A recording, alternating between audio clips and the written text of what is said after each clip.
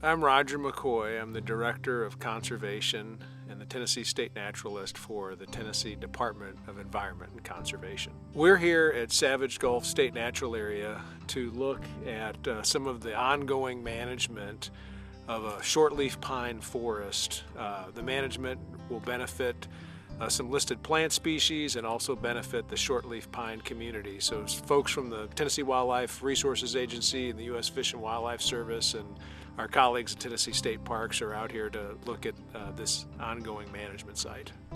Behind us here we have some large shortleaf pine, and most of these are well over 100 years old, and they're quite large for the species.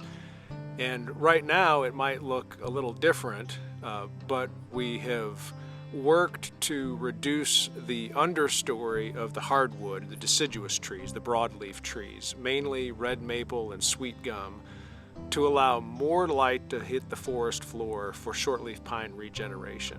After we started doing the research and management out here, biologists realized and communicated this with the Tennessee Wildlife Resources Agency that there could be the possibility of a reintroduction of the red-cockaded woodpecker. So this is a rare woodpecker of the southeastern United States.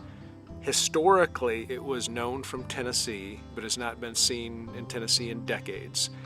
And we think that what we have here at Savage Gulf is our best chance in the state of reintroducing this species that was once more common on the landscape. So we're working closely with the wildlife biologists of the Tennessee Wildlife Resources Agency and the United States Fish and Wildlife Service to get the habitat suitable for red-cockaded woodpecker, which will take a few years, and then work towards a reintroduction of the species here at Savage Gulf.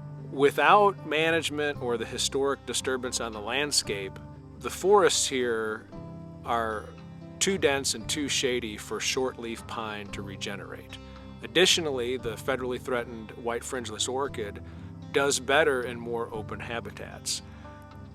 So in order to do that, we have reintroduced or tried to mimic historical disturbances. That will include prescribed fire, done within proper conditions for both public safety and the ecological benefit of the site.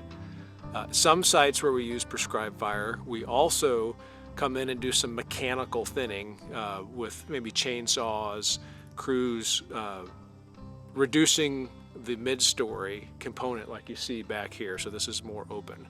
We'll follow that up with more prescribed fire. If needed, we'll monitor the site to ensure that we don't inadvertently introduce some non-native species, so we'll treat those as needed.